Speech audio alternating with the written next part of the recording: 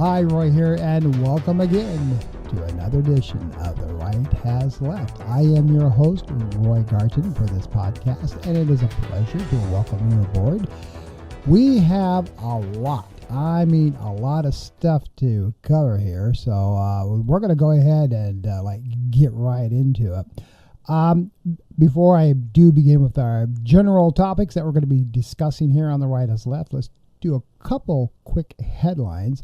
As you're well aware of, President Trump on his revenge tour has got all the wheels rolling and got John Bolton indicted for tampering with top secret documents, so it seems. Of course, this is all alleged, and of course, as you know, with anybody that's indicted, whether Democrat or Republican, they are innocent until proven guilty in a court of law.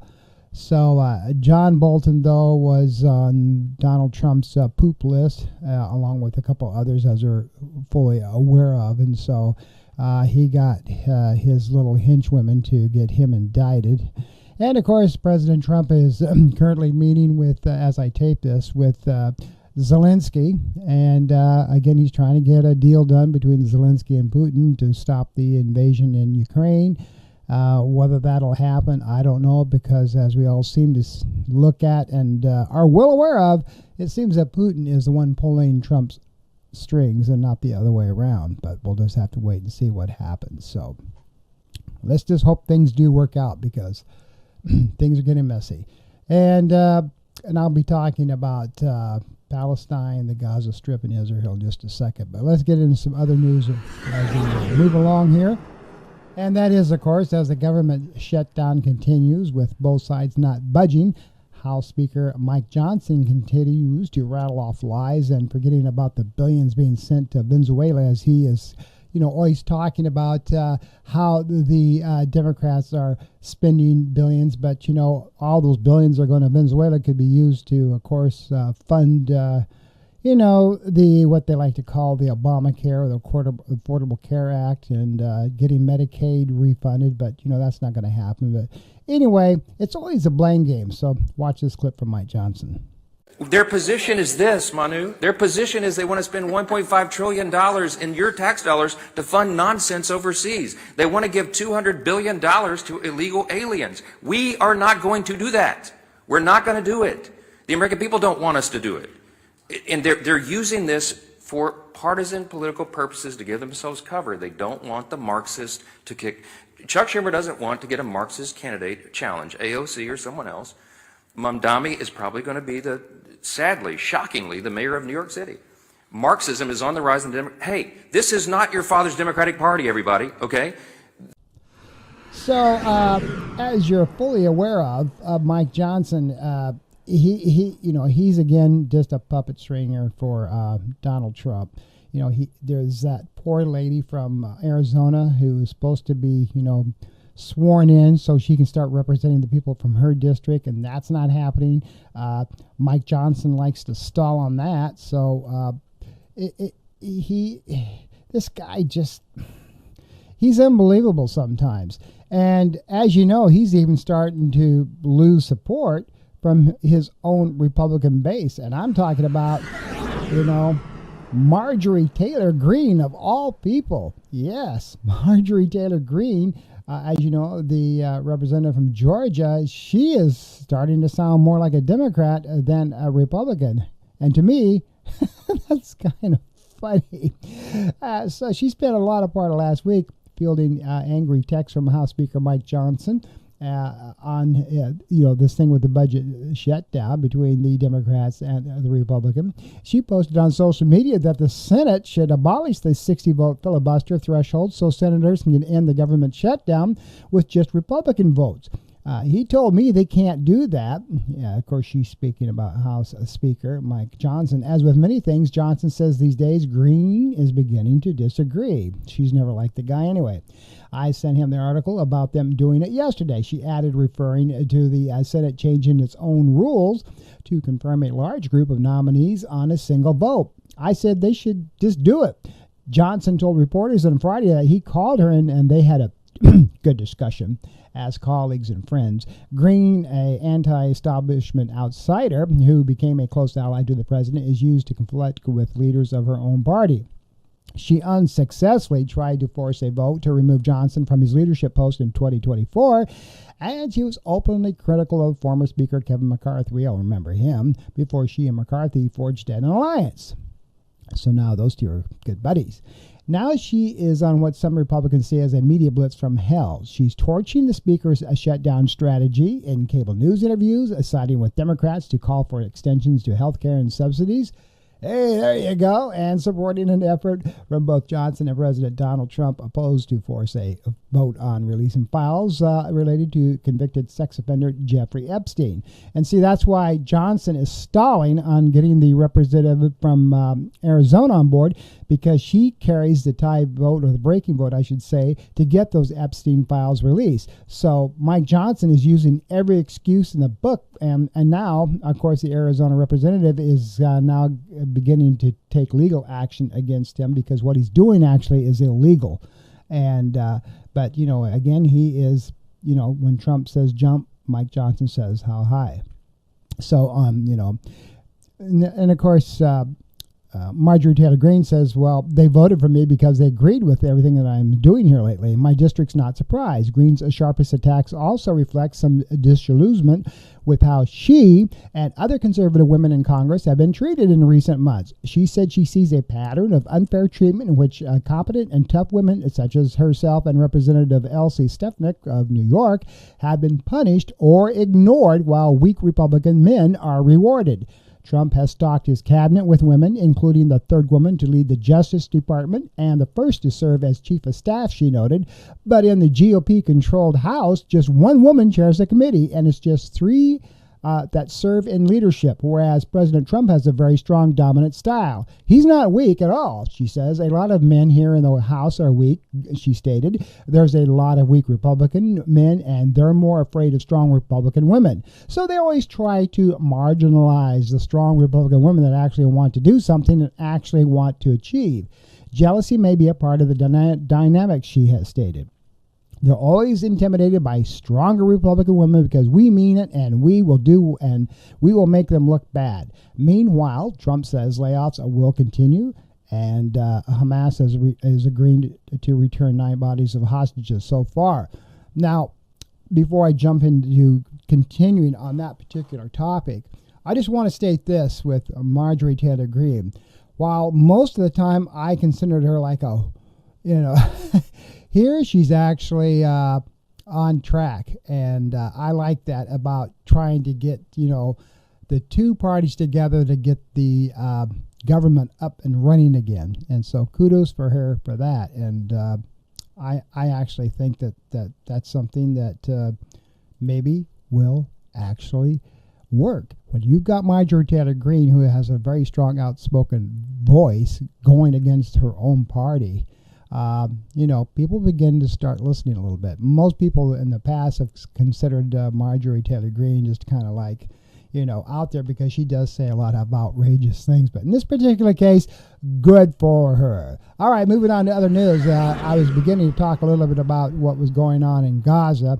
And just so you know, Israel has told the United Nations it will not allow I should rephrase that. They will only allow 300 aid trucks, half of the originally agreed upon number, into the Gaza Strip, and that no fuel or gas will be allowed into the enclave except for specific needs related to humanitarian infrastructure, according to a note that was seen by the Reuters news service, and it was confirmed by the UN. Now, the reason for this is, of course, they haven't returned all the 20-some odd unfortunate dead bodies that they said they were going to do. So the UN office is trying to coordinate with the humanitarian affairs in Gaza, and they're having now a little tough time. The COGAT, as it's, you know, by acronyms called, note that the restrictions were being taken because Hamas violated the agreement regarding the release of the bodies of the hostages. However, Hamas has reacted. Hamas has returned the remains of 4 additional deceased hostages this past Tuesday after Israel accused the group of non-compliance with the U.S. brokered peace deal and threatened to cut aid to Gaza. Why it matters, of course, is the dispute is over the remains of the 28 deceased hostages that became the first crisis of the peace process. Among the deceased hostages whose bodies have yet to be returned are 2 Americans, Iti Chin and Omar Natua, and Hamas has promised to return all 28 under the deal, but stressed during the negotiation that they didn't know many of their exact body locations since there has been more bombings than they originally anticipated, and it may have displaced some of those bodies. The group has said some are trapped under rubble, and it could take months to find all of them. And of course, President Trump gave them 72 hours. So if this is in fact true, of course, as we've already seen, Israel's going back now to shooting more Palestinians, 9 so far, and they maybe go back to bombing again as Hamas is trying. Now, I'm not saying Hamas is right or wrong. It could be a smokescreen for all I know. That's what they're saying. They're having a hard time finding the other bodies. Now, the Red Cross is involved with this, of course, and fewer than Israel's officials said that they expected. And, of course, Israel's now upset that they're not getting the bodies back as fast as they say they should. And now we've got other countries getting involved. So what this boils down to, folks, is this phase 2, phase 1 is done. The hostage has been released, and kudos for Trump getting that done. But where we are now with phase 2 is, and as we knew this was going to happen, is a very touchy and volatile situation because the fact of the matter is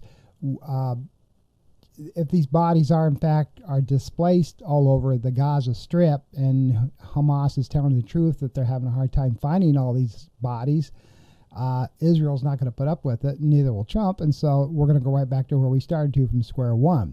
In other words, I don't see this peace deal holding together very much longer, and it's just going to go all back to everything else. And of course, this will be another situation where Trump, of course, did get the hostages released, but peace in the Gaza Strip may not continue. And to me, that's just kind of a sad situation.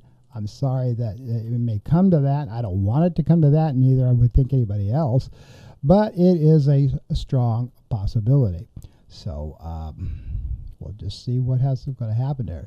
In other news, this part is kind of hilarious. It's always nice to have something that can maybe put a little chuckle on your face when you're dealing with such devastating news as between Israel and the Gaza Strip and the Palestinian people, and between Ukraine and Russia, But this here, I think, is going to make you chuckle a little bit. So here we go. Yeah, you're looking right now at J.D. Vance behind President Trump there. So Vice President J.D. Vance found himself at the center of a storm ridicule after reportedly making a glaring historical error. J.D. Vance making an error? When have we seen that before? So anyway, what happened was during a high-profile interview on a recent episode of Meet the Press, as a matter of fact, Vance confidently asserted that every major conflict in human history has ended with some kind of negotiation. He is being, prompt on talking about the peace agreement between the Palestinians and the Gaza Strip and Hamas and Israel. And so what he did, he goes, I'm going to cite World War II as a prime example to support a diplomatic approach to the ongoing war in Ukraine. The statement, however, was quickly debunked and sparked widespread mockery, raising serious questions about the vice president's grasp on basic history amid tense geographical discussions. This thing all backfired on him because it was, and of course, Trump came to his rescue about what he was saying, but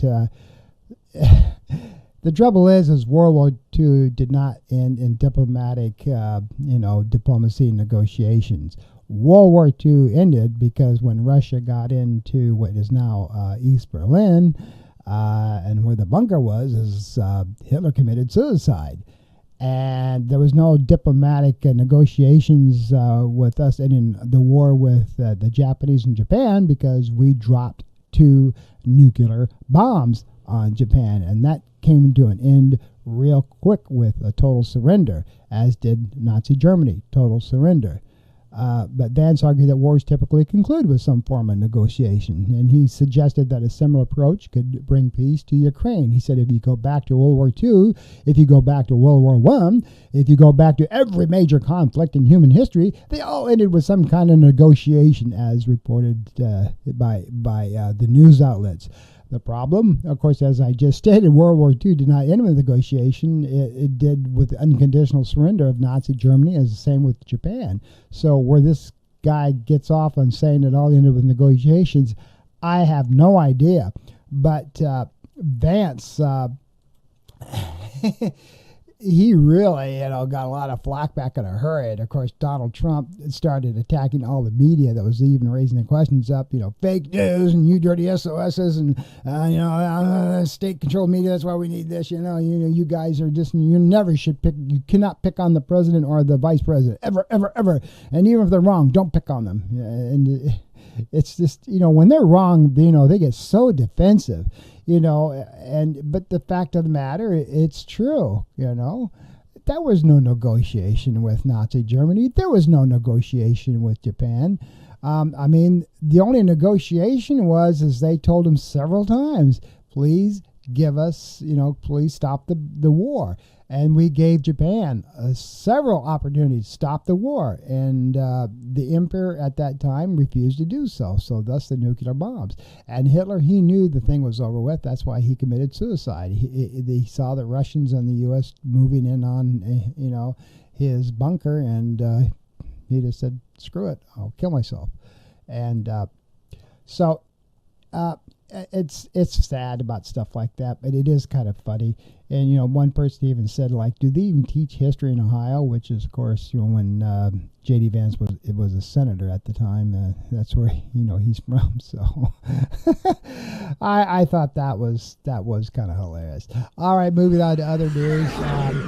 And this is kind of sad. We all know all the wonderful things that Tom Hanks has done and in the movies that he has done in support of our veterans and, especially with Saving Private Ryan. So, and this is why it's sad. And Pete Hegseth's, he started all this and shame on him. But anyway, Tom Hanks was set to receive one of the most prestigious civilian honors from the U.S. Military Academy at West Point, only for the ceremony to be abruptly canceled by the Academy's Alumni Association. The Sylvanus Thayer Award, named after the 19th century superintendent of West Point, is given annually to an outstanding citizen who exemplifies honor, country, and duty, as reported by the New York Post. Now, Hanks, a celebrated actor and longtime advocate for veterans, was selected to be the honoree in late September of 2025 for his portrayals of military service members in films such as I just mentioned, Saving Private Ryan and Forrest Gump, as well as his extensive support for military families and veteran caregivers. Yet, the event was called off with little explanation, sparking speculation about the influence of political dynamics and now what is traditionally a nonpartisan tribute. West Point stated the decision allows Academy to continue its focus on its core mission, preparing cadets to lead, fight, and win as officers in the world's most lethal force. Again, this is this build-up stuff that Pete Hegseth was doing, his big speech that we talked about the past week on this same podcast. So West Point is now like, fight, fight, fight, go, go, go, war, war, war, Department of War, kill, kill, kill, and Hank is pretty much is a Democrat, and he supports the vets and all that, but he's been known to give both financially and as a spokesperson too to a lot of Democratic events. So that's what happened is Trump told Pete Hegseth, don't give him shit, really. And the message was brief and did not clarify whether Hanks would still receive the award at a later date or if the honor hasn't even been rescinded. They haven't said anything to him. And this is so sad because Tom Hanks is a great actor and he has given so much to our veterans. And I know this just hurts to all high hell for him. And he's probably broken over it. And he's probably angry too. So, to get all ready to come down there and get that award and then all of a sudden be saying, we're not going to give it to you. And you knew what happened there. So very, very sad. And why it's sad is, guys like this,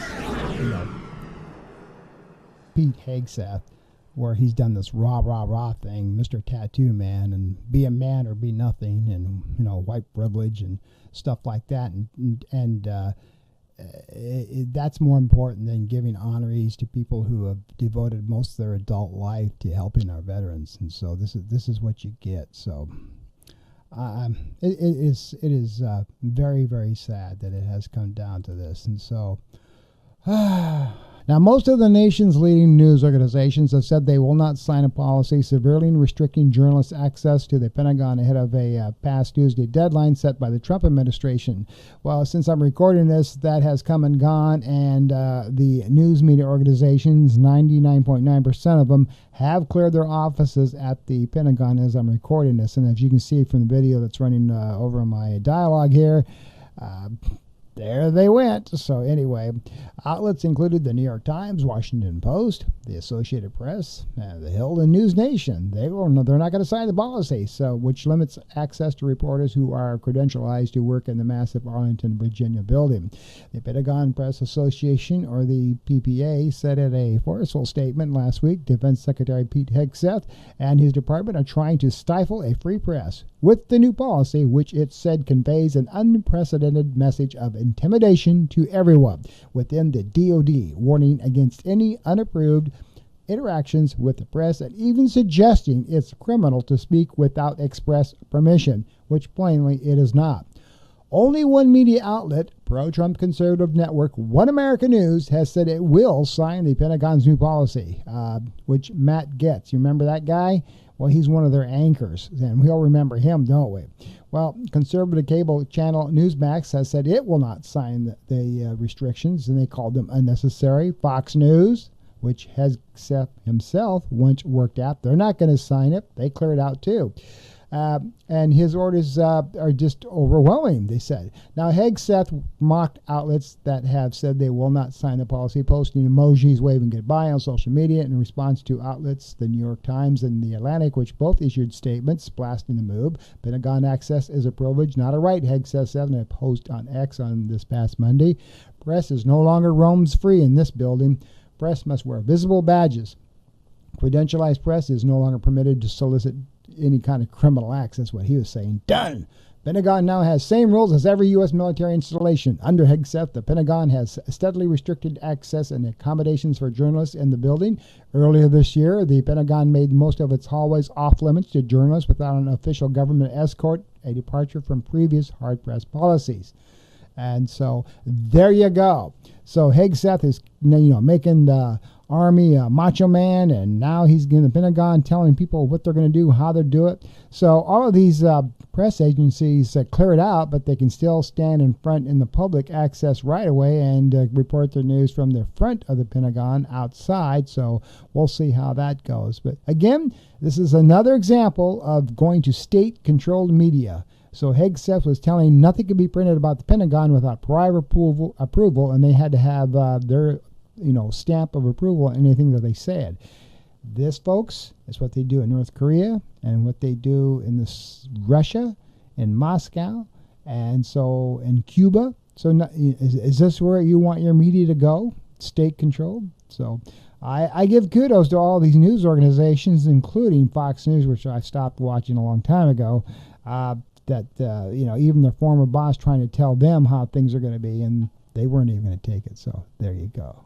I just don't get it when you do stuff like that to people that have really, really worked hard to, give to our country. So, and other news that I want to talk about here, and this is going to be kind of like my top story thing, and I've got to spend a lot of time with it. But what I want to talk about is this young Republican gaffe that's been going on, and I don't know where to start on this. And I've got the graphics I'm going to be showing this and the people that are involved with it, and then there'll be, when I'm talking about this, you'll be able to see these people involved. And I want to preface by stating that when I was a younger guy here, growing up in Wyoming, I was a member of the Young Republican Party. For those of you who may be new to my podcast, I was a registered Republican for 51 years, and I voted for Donald Trump on the first go-around. He wasn't in office 6 months on his, back. Even when I voted for him on his first term, I was beginning to scratch my head and said, is this the Republican Party that I once was involved with? This is weird. And anyway, by the time, all the stuff started breaking out and he got out of office and started running again, and I could see something was very wrong here. I switched parties. So, if the Republican Party comes back the way that I knew it when I grew up, maybe we'll talk. But until then, So anyway, as part of my top story, leaders of the young Republican groups throughout the country worried what would happen if their Telegram chat ever got leaked. Well, guess what? It got leaked. But, even then, they kept typing anyway. And various people that I'm going to be showing you here, their chats are disgraceful. I mean, how they talk like this, I have no idea. And they referred to black people as monkeys, which is sad. And you're going to be hearing some things, folks. If you want to turn me off or plug your ears, you can, but you're going to see these chats. This stuff, folks, is all true. It was checked and fact-checked and back-checked. And this is what your younger Republicans are now doing. It's white privilege, and they worship, Donald Trump, and this is what you're getting. They also called blacks the watermelon people. Now, when I say young Republicans, I'm not talking about 16, 17, 18-year-olds. I'm talking about grown men in their late 20s and early 30s who should know better. And these chats show the level of 6th grade people who don't understand what they're typing. But these people fully understand what they're typing. So this is what we're going to be talking about here. And it's disgusting. So anyway, they mused about putting on their political opponents in gas chambers. They talked about raping their enemies and driving them into suicide, and they believed in supporting slavery. William Hendricks, the young Kansas Republican vice chair, used the word, I'm just going to say it begins with N and ends in A, and N and begins in G, and I want you to start thinking about like what I'm saying there. It's urban language, like if a black person was saying this to another black person. So we're just going to leave it at that. And, I got the graphics up here. Variations of a racial slur. Let's just put it at that. More than a dozen times they used that, folks, in a chat. Bobby Walker, the vice chair of the New York State Young Republicans at the time, referred to rape as epic. Peter Giunta, who at the time was chair of the same organization, wrote in a message sent in June that everyone that votes is going to the gas. Let me rephrase that. Anybody that votes no is going to the gas chamber. And he was referring to an upcoming vote on whether he should become chair of the Young Republican National Federation, the GOP's 15,000-member political organization for Republicans between the ages of 18 and 40 years old. I'm going to create some of the greatest psychological torture methods known to man, he said. We only want true believers, he continued. Two members of the chat responded that everyone that votes no, in other words, not putting him in, is going to go to the gas chamber. That's how he phrased it. And everyone that endorsed but then votes for us is going to the gas chamber. They just want to kill everybody. That's the point. So other guys got all excited about that. So when do we start bullying, dude? That sounds great. Let's put the threats out there. So we have a solid 3 people who can probe and have them want to jump. If they vote for us, why should they be gassed? When do we bring that site out? And I'm saying, I'm going to create some of the greatest psychological tortures methods known to man. That's what he said. So, and then another one joked, oh, can we fix the showers in? That would be cool. Gas chambers don't fit the Hitler aesthetic. He says, I'm ready to watch people burn now. We got to pretend like we like them. And hey, come on in. Take a nice shower and relax. See, they think this stuff is funny. These are 28 to 31-year-old men, and they're talking like this. Can you believe this crap? This is your young Republicans, folks. These are what you're getting. And if you like this, something is definitely wrong with you. And this has nothing to do with First Amendment rights, freedom of speech. Maybe a little bit if you want to think that. But to talk like this, folks, is scary. And this is what this is what our country's coming to, up and coming young men that talk like this. What do the parents think? Are the parents like that? I mean, I don't know. So anyway, Elsie Stefanik and State Senator Minority Leader Rob Ortt have denounced, of course, this chat, and festering resentments among young Republicans have now turned into public recriminations, including allegations of character assassination and extortion. A liberating atmosphere that the 2,900 pages of these chats, that's how many pages of these chats have been made public, shared among a dozen millennial and Gen Z Republicans between early January and mid-August, chronicled their campaign to seize control of the National Young Republican Organization on a hardline pro-Donald Trump platform. So many of the chat members already work inside the government, believe it or not, or party politics, and one serves as a state senator. Together, the messages reveal a culture where racist, anti-Semitic, and violent rhetoric circulate very freely, and where the Trump-era loosening of political norms has made such talk feel less taboo among those positioning themselves as the party's next leaders. That's a very important statement, because what I just read there shows you that the Republican Party thinks this crap is just okay. Pete Hegseth, you heard him rattle on about, what he thinks of women in service and stuff like that. You've heard Donald Trump many, many times degrade women.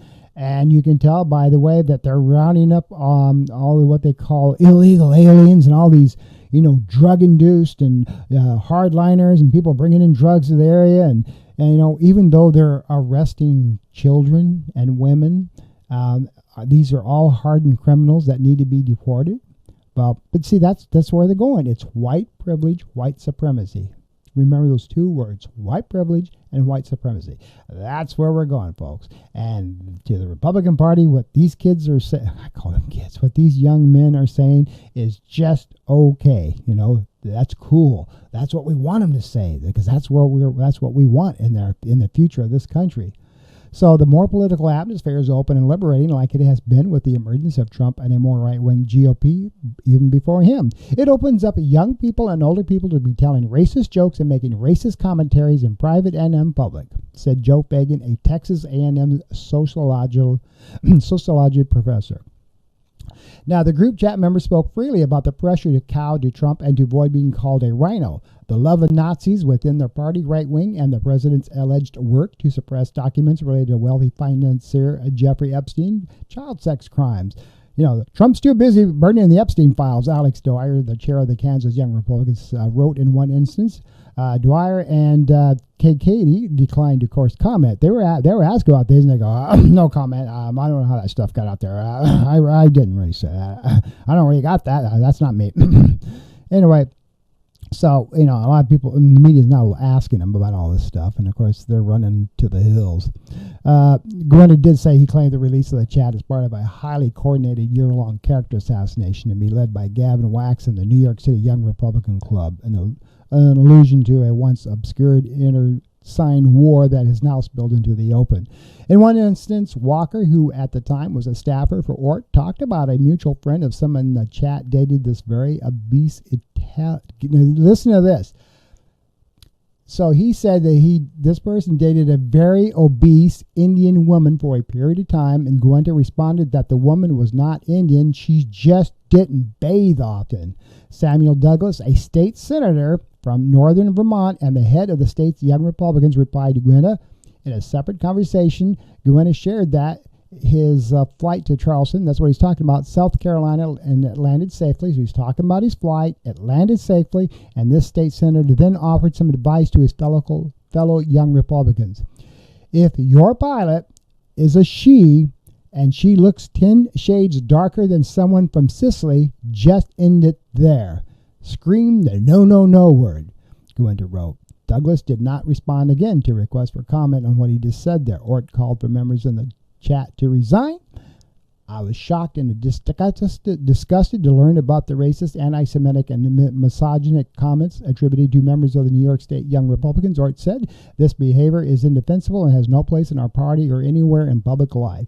A White House official said that it has no affiliation with Restore Young Republicans and that the hundreds of groups asked the White House for its endorsement, so we can't keep track with that. J.D. Vance was asked about the chats in an interview where he called chats just kids. And what about Jay Jones, the AG Democrat, who has apologized for his remarks, but Vance thinks his remarks were much worse, so he said. Watch this quick tape. Than what a bunch of young people, a bunch of kids say in a group chat, however offensive it might be. That's just the reality. And if you allow yourself to be distracted by this person's incredible endorsement, disgusting endorsement of political assassination by focusing on what kids are saying in a group chat, grow up. I'm sorry. Focus on the real issues. Don't focus on what kids say in group chats. But of course, Vance would say that even those he called them kids in his chats are all grown adults, as I just said. They're not kids, J.D. Vance. They're not kids. They're 28 to 30 years old and older. Maybe their mindset is that of a sixth grader, which is a kid, and this is my opinion. But however, Gwenda was the most prominent voice in the chat, spreading all the racist messages, as you can see from the graphics that I have above there. And they were, of course, liked by other members, even though they may not have said anything to print. They also said, I love Hitler, and, they had smiley faces when they said that. So this thing just kind of goes on and on and on, and it's very, very disgusting, folks. I mean, when I was a young Republican, I thought, our job was to create, talk about less government to young people, the privilege to serve in any political party and to do your service to your country. That's what the young Republicans all about, not about this crap that I just saw. These people are sick.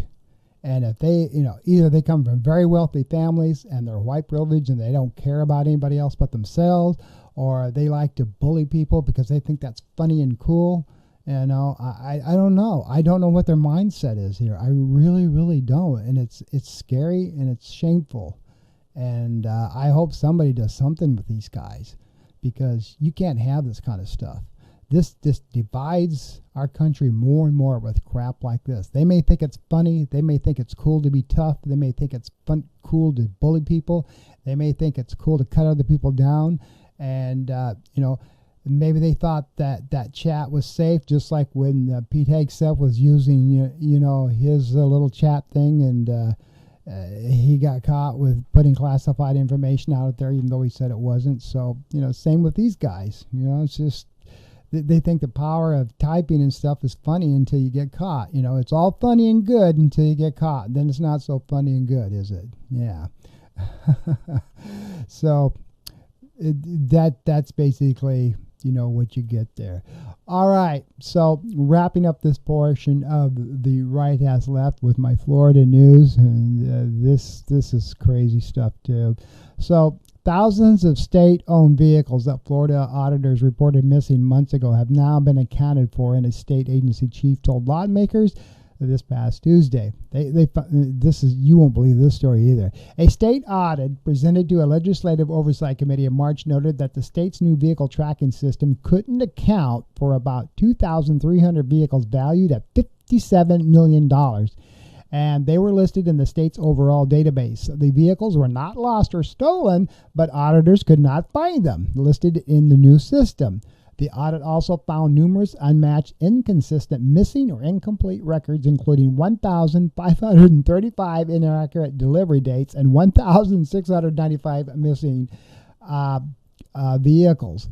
The findings upset lawmakers who noted that the state's Department of Management Services, which oversees a fleet of state-owned vehicles, had gone through 3 different IT systems to try to track the cars and trucks, but they were still failing. Can you believe this? Missing cars. And I mean, they, like I said, they found them all, but this is uncalled for. You know, if somebody was smart, they could have maybe taken some state cars and they wouldn't know about where they were for months and just went on a fun driving spree or something. But this is Florida, folks. You know, another part of Ron DeSantis' great mega government where, you know, if you can hide it, that's fun, you know. And lastly, and this part here, folks, made national news. Florida teachers would have to take an oath to the nation and the state under a proposed file that was done Monday by Representatives Tome. He is a representative from Miami Lakes. The measure, which is now House Bill 147, would be required for public school teachers, similar to oaths taken by lawyers, doctors, and public officials, according to a news release from him. This bill is filed for consideration during the legislative session that will start January 13th of 2026. The bill will require teachers to take an oath that says, now I'm reading this verbatim, and this is quoted right out of what his bill says. Now, this is a school teacher that, if this passes, this is what a school teacher in Florida would have to say. So listen very carefully. I do solemnly swear or affirm that I will support, protect, and defend the Constitution and government of the United States and the Constitution and government of the state of Florida, that I am duly qualified for employment as a classroom teacher in this state, that I will and will faithfully perform the duties of a classroom teacher in a professional, independent, objective, and nonpartisan manner. Keep that word in mind there, nonpartisan. That I will uphold the highest standards of academic integrity and professional ethics. That I will foster a respectful learning environment for all students, which promotes critical thinking, civic responsibility, and lifelong learning. And that I will serve as a positive role model in both conduct and character, so help me God. Now, you can look at this oath in two ways. When some of the key words in this thing are like unbiased. So is he saying that a teacher can go back to talking about what used to be taught in the classroom, like Black history, Martin Luther King? If they swear to this, are they going to be allowed to do that? Because they can't do that right now in the state of Florida in our classrooms. Can they talk about, other points of view? Can they talk about maybe some discrepancies in our political party system? Can they pull out books and read some things and talk about things in books that maybe have been pulled because moms of liberty think they're dirty or nasty? And can they go back to discussing that if it's nonpartisan? So yeah, as you can see, you can look at that several different ways. But the bottom line is why would any teacher be subjected to that? I mean, teachers are exactly that. They want to give kids critical thinking skills. They want them to have an open mind. And does this serve only for grade school? Does it serve for K through 12? Does it, as a teacher, does it go on through to the junior college level or to the bachelor program? Because then you get kids in there that are over 18 years old and they can think whatever the hell they want to think, and they should have critical thinking skills, and they should be able to say, okay, I want to hear both sides of the coin here. I want to hear about what both parties think of this. I want to be able to think, why were those books pulled that there's no longer in the school? I want to look at those books. I want to develop my own mindset about what I think of those should have. In other words, we bring up young people and students so they can think for themselves and make their own decision. It is not our place to cram what we think down their throats, especially when they get over 18 years of age. Now, in high school, I get this thing about, well, they're my kids, I'm their parents, and they're underage. I can do what I want with them. But when they turn 18, that stuff stops, So, they're on their own. But this is kind of crazy. Now, I said this was the last of it. I wanted to put one more thing up here because it was, I didn't want to skip over it because, You remember when Pete Hegseth had that Macho Man speech, to all the generals and stuff?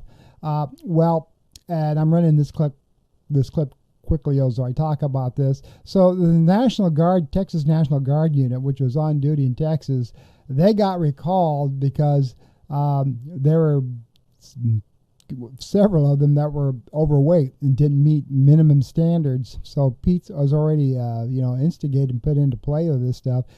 He called them fat guard people and told them that they had to go home and get back in shape before they go back into service.